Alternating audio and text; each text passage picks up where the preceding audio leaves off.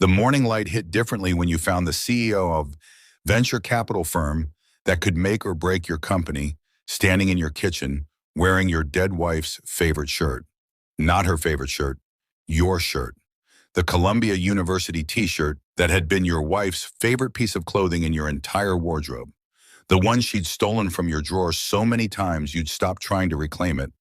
The one that still somehow carried the ghost of her perfume, even though she'd been gone 3 years.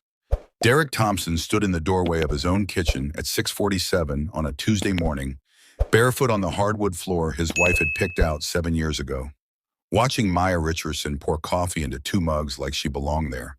Her hair was pulled into a messy bun. She wore the shirt and what appeared to be a pair of his gym shorts. She looked comfortable, natural, and when she turned and saw him standing there, when their eyes met across the granite island that had cost more than his first car, she didn't apologize or explain or show any of the embarrassment you'd expect from a woman who'd spent the night in a man's house uninvited. Instead, she smiled, a small, knowing smile that suggested she understood exactly how disorienting this moment was for him. Then she said 7 words that made Derrick's blood stop moving in his veins. "She told me you'd look like that." She was talking about his wife, about Simone. And suddenly the kitchen felt too small and the air felt too thick, and Derrick had to grab the doorframe to keep the world from tilting sideways. If you're already hooked by that image, if you need to know what comes next, then hit that like button and right now, because this story goes places you won't predict.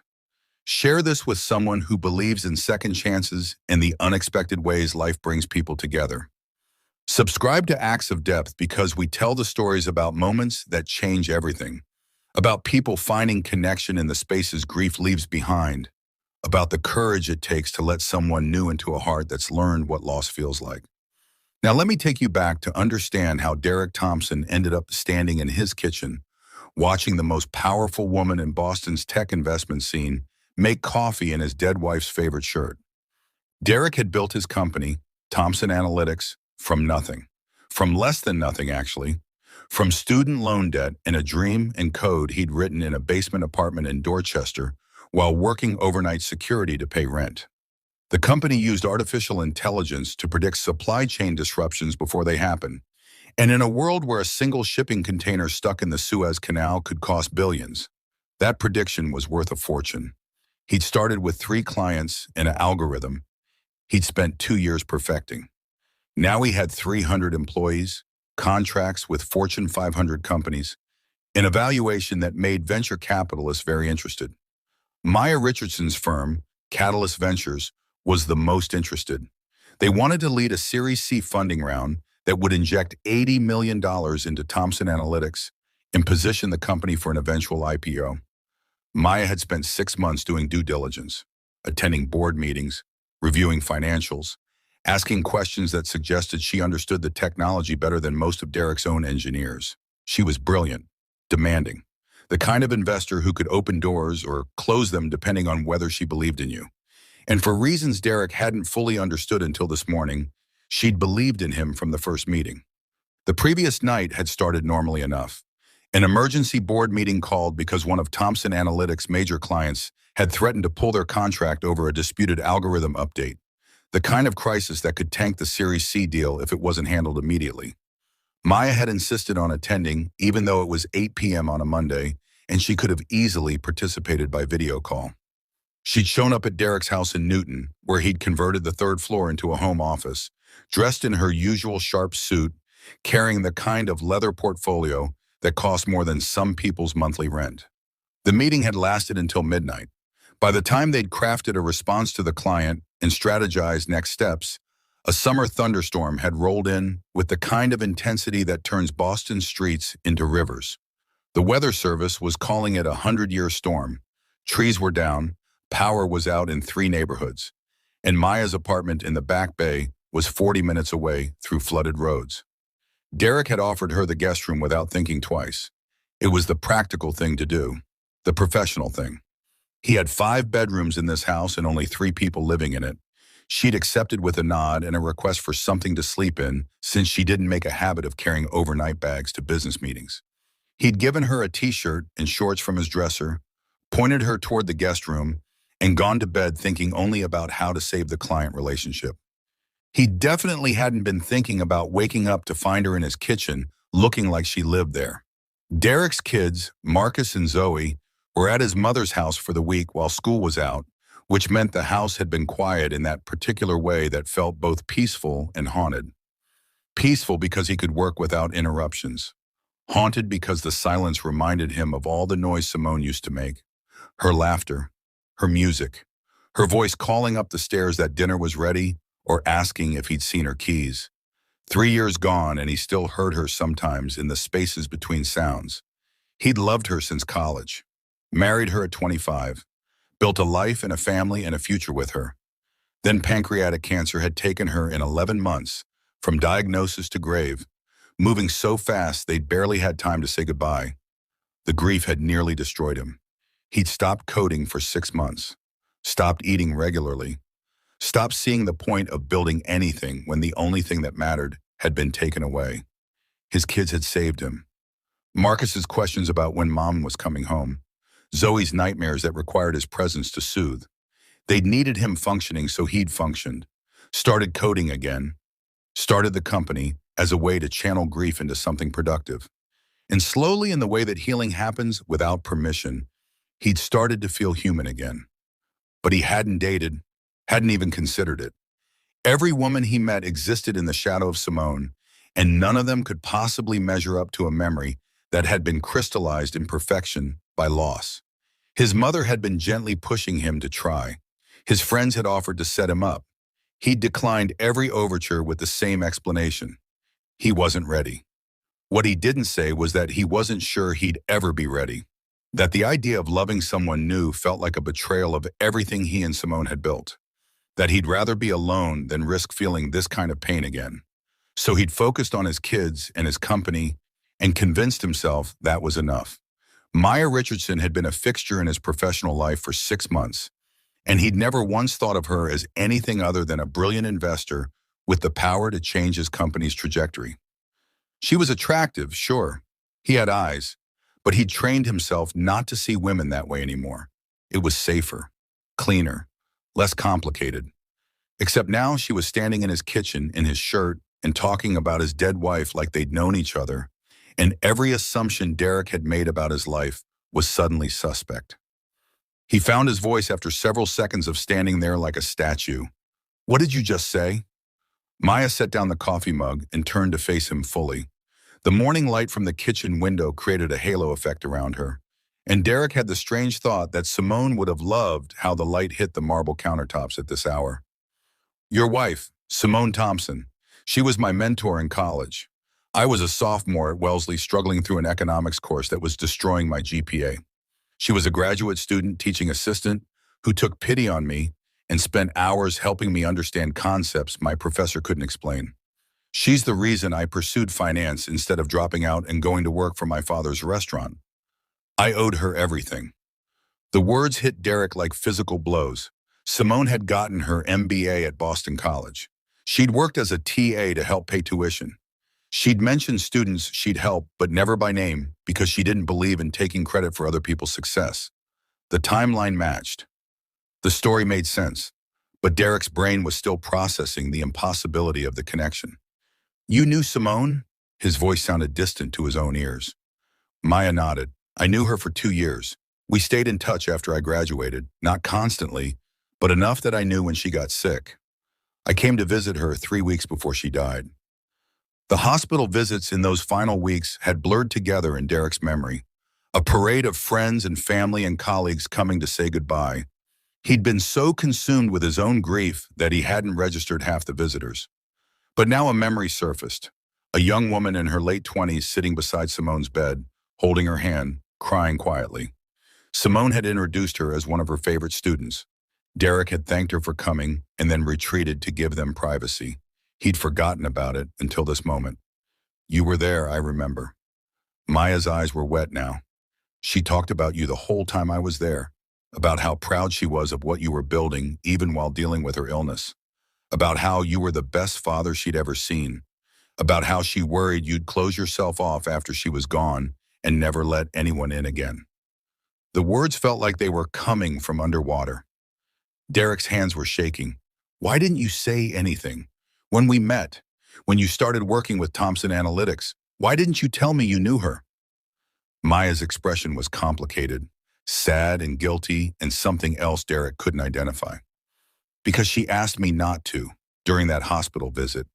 She made me promise that if I ever crossed paths with you professionally, I wouldn't lead with our connection. She said you'd never be able to see me clearly if you knew. You'd either put me on a pedestal because I was connected to her, or you'd push me away because I reminded you of what you'd lost. She wanted me to help you if I could, but only if it happened naturally, only if the business case was sound. Derrick had to sit down. He pulled out one of the kitchen island stools and sank onto it, his mind racing through the past 6 months. Every meeting with Maya, every decision she'd made, every time she'd pushed for Thompson Analytics when her partners had expressed doubts. The Series C, your faith in my company. Was that because of Simone? Maya moved around the island to face him directly. No, it was because your technology is revolutionary, and your business model is sound, and your team is exceptional. I did my due diligence. I brought in outside experts. I ran the numbers a dozen different ways. Thompson Analytics deserves this investment on merit. But would I have taken the initial meeting if your name hadn't triggered a memory of Simone mentioning her husband's startup? Maybe not. There are 100 pitches that cross my desk every month.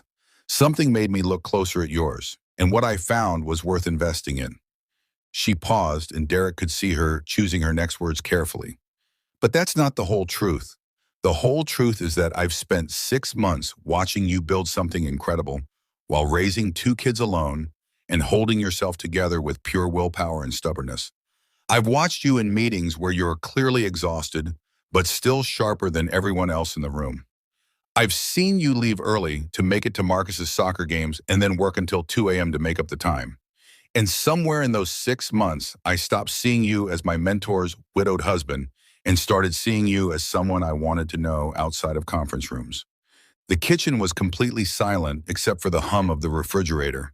Derrick stared at Maya, his brain struggling to process what she was saying. You're telling me you have feelings for me? Maya's laugh was soft and self-deprecating. I'm telling you that when the storm hit last night and you offered me your guest room, part of me was relieved for the excuse to stay. I'm telling you that I put on your shirt this morning because I found it in the guest room closet and I recognized it from a photo Simone showed me once, a picture of you wearing it at your Columbia graduation. She said it was her favorite because you looked so happy and proud and full of potential. I put it on because I wanted to understand what she saw in you. And now I'm standing here telling you all of this because Simone made me promise something else during that hospital visit. She took a breath. She made me promise that if I ever developed feelings for you, I wouldn't hide them. She said you were the kind of man who needed clear communication because you'd never assume someone wanted you. She said you'd need to hear the words explicitly or you'd convince yourself you were imagining things. So here are the words. I think you're extraordinary. Think what you've built and how you've survived and the father you've become are all remarkable. And I think I've been falling for you since the second board meeting when you defended your junior developer who'd made a mistake because you believed in teaching over punishing. Derrick couldn't breathe. The weight of revelation was crushing his chest. This woman had known his wife, had been mentored by her, had visited her in the hospital, had carried a deathbed promise for 3 years. And now she was standing in his kitchen in Simone's favorite shirt, telling him she had feelings for him. It was too much, too complicated, too tangled up in grief and memory and the fear that had kept him isolated for 3 years. I can't do this. The words came out harsh. You can't just show up in my kitchen and tell me you knew my wife and that she gave you instructions about me like I'm some kind of project to be managed. That's not fair. None of this is fair. Maya's face fell, but she didn't look away. You're right, it's not fair. And I'm sorry for the ambush. I didn't plan this. I wasn't going to say anything. But then I came downstairs and made coffee and put on this shirt without thinking. And when I saw you standing there looking devastated, I realized I was tired of pretending. Tired of keeping Simone's secret. Tired of attending meetings where I have to act like I only care about your company when the truth is I care about you. She moved toward the door, giving him space. I'll get my clothes and leave. We can pretend this conversation never happened. The Series C will go forward because it makes business sense. You don't owe me anything. But Derrick's hand shot out and caught her wrist before she could leave. Not roughly, gently, just enough to stop her movement. Wait. He didn't know what he was doing, didn't know what he wanted, but he knew he didn't want her to leave like this. Tell me about her, about Simone. Tell me what she was like when you knew her. Maya's expression softened.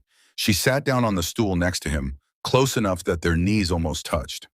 She was magnetic, the kind of teacher who made economics feel like storytelling. She'd use real-world examples from her own life, talk about financial decisions she'd made, mistakes she'd learned from. She made it personal, and she saw potential in people before they saw it in themselves. I was a scared kid who thought I wasn't smart enough for Wellesley. She told me intelligence was just pattern, recognition, and practice, and that I had better instincts than most of her graduate students. She was right. I graduated summa cum laude because she convinced me I could. Derrick felt tears burning behind his eyes. That sounds like her. She always said potential was everywhere, but opportunity wasn't. So her job was to create opportunity. Maya nodded. She talked about you constantly, about how you'd met in an African-American literature class and bonded over Toni Morrison, about how you'd proposed during a blackout by candlelight because you couldn't wait for the perfect moment, about how you'd stayed up for 48 hours straight when Marcus was born because you were too excited to sleep. She loved you so completely, it was almost intimidating. The tears fell now. Derrick didn't try to stop them. I loved her the same way. Losing her broke something in me I didn't think could be fixed. Maya reached out and took his hand. Her fingers were warm. She knew that. She told me you'd try to bury yourself in work and parenting, and you'd forget that you deserved happiness too. She made me promise that if I ever had the chance to remind you, I would. She squeezed his hand. So I'm reminding you, you deserve happiness, Derrick. You deserve someone who sees how remarkable you are. And you deserve to know that Simone wanted that for you. She specifically said she hoped you'd find love again because you were too good at it to waste on grief. Derrick looked at their joined hands. Did she really say that? Maya smiled. Her exact words were, Derrick Thompson was built to love people. Don't let him forget that. If you ever get the chance, remind him that closing his heart doesn't honor my memory. Living fully does. The words hit like absolution, like permission, like Simone herself reaching across death to tell him it was okay to stop hurting. I don't know how to do this. I don't know how to let someone in. Maya's thumb traced circles on the back of his hand. Then don't let me in all at once. Just let me stay for coffee. Let me meet Marcus and Zoe when you're going on so. Let me be someone who knows your whole story and wants to be part of the next chapter. Derrick looked at her, really looked at her, saw the intelligence in her eyes and the vulnerability in her expression and the way she was holding her breath waiting for his answer. Saw how she'd kept Simone's secret for 6 months out of respect for his grief. Saw how she'd bet $80 million on his company because she believed in him. Saw how she was wearing his dead wife's favorite shirt. And somehow that didn't feel like a violation, but like a bridge between past and future. Okay, he said quietly. Stay for coffee. The smile that broke across Maya's face was like sunrise. She stood and poured 2 mugs, adding cream to his without asking because she'd apparently paid attention during 6 months of early morning meetings. They sat at the kitchen island sipping coffee and talking about Simone, about memories Maya had from graduate school and stories Derrick had from their marriage, about the way grief changed shape but never quite disappeared, about the terrifying possibility of trying again. The storm had passed overnight, leaving the morning bright and washed clean. Through the kitchen window, Derrick could see his backyard, the swing set he'd built for the kids, the garden Simone had started, and he'd maintained like a shrine.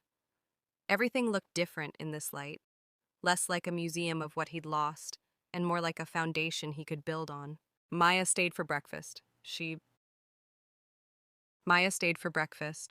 helped him make pancakes from a mix he kept for the kids, and they ate standing at the counter like people who were comfortable with each other. She told him about her own family, about growing up as the daughter of Vietnamese immigrants who'd wanted her to be a doctor and had reluctantly accepted her choice to pursue finance, about the pressure of being the first in her family to graduate college and the weight of making sure their sacrifice meant something, about how Simone had understood that pressure in a way her white classmates couldn't. Derrick told her about raising biracial kids in a world that wanted them to choose sides, about the conversations he'd had to have with Marcus about why some people stared, about Zoe's questions about why her mom died when other kids' moms were fine, about the loneliness of single parenting when all the parenting books assumed you had a partner to tag team with. They talked for 3 hours. By the time Maya left to go home and change for work, Derrick felt like he'd known her for years instead of months. She paused at the door, still wearing his shirt and shorts because her dress clothes from the night before were still damp. "Can I ask you something?" Derrick nodded. "Do you believe in signs? In the universe putting people in your path for a reason?" He thought about it. About the storm that had stranded her here. About the shirt she'd found. About the way Simone had prepared for this moment 3 years ago. "I didn't used to, but I'm starting to." Maya pulled out her phone and showed him a photo. It was Simone in her hospital bed, weak but smiling, with a young Maya sitting beside her holding her hand. She took this picture, made the nurse use her phone to capture it, then she texted it to me with a message. She turned the phone so Derrick could read the text beneath the photo. "If you ever meet my husband after I'm gone, show him this picture. Remind him that I handpicked you to care about him. Tell him I have excellent taste and he should trust my judgment. Tell him it's okay to be happy again." Derrick stared at the photo, at his wife's face peaceful despite the pain she must have been in, at the love evident in every line of the message. "She really did plan this." Maya nodded. "She told me that day that she'd met you at a party I was also attending the year before, some tech mixer for Boston entrepreneurs. She'd noticed me talking to you about market disruption and supply chain analytics. Said she saw the way I listened to you, like I was genuinely interested and not just networking. She told me then that if anything ever happened to her, she hoped the universe would be kind enough to put us in each other's path again." She paused. "I think she was playing matchmaker from beyond the grave." Derrick laughed. It felt strange and good and painful all at once. "That sounds exactly like something Simone would do. She always said she knew what people needed before they knew themselves." Maya smiled. "She knew you'd need someone who understood loss, who wouldn't be intimidated by your success, who already loved you before the first date because she'd been hearing stories about you for years." She leaned up and kissed his cheek. "I'll see you at Thursday's board meeting. We can figure out what happens next after that." She left him standing in the doorway, watching her drive away in the shirt he'd given her, and Derrick realized he was smiling. Actually smiling. For the first time in 3 years, the idea of future didn't feel like a betrayal. It felt like possibility. He went back inside and found the Columbia shirt Maya had been wearing folded neatly on the guest room bed with a note. "Returning this for now, but I'm hoping you'll let me borrow it again sometime. P.S. Simone was right. You do look like that in the morning. Lost and hopeful and worth waiting for." Derrick picked up the shirt and held it to his face. It didn't smell like Simone anymore. It smelled like Maya's perfume and coffee and something new. He folded it carefully and put it back in his drawer, not as a shrine to the past, but as a bridge to whatever came next. Then he called his mother to ask if she could keep the kids one more day. He had some things to figure out, some walls to dismantle, some space to make in his life for someone new who somehow already understood all the broken parts. Thursday's board meeting was different. Maya was professional and brilliant as always, but when their eyes met across the conference table, there was a new understanding there. After the meeting, she asked if he wanted to grab dinner. He said yes. They went to a small Italian place in the North End and talked about everything except business, about books and music and the future, about whether Marcus and Zoe would like her, about how terrifying and necessary it was to try again. 6 months later, Derrick stood in the same kitchen where Maya had first told him the truth, watching her.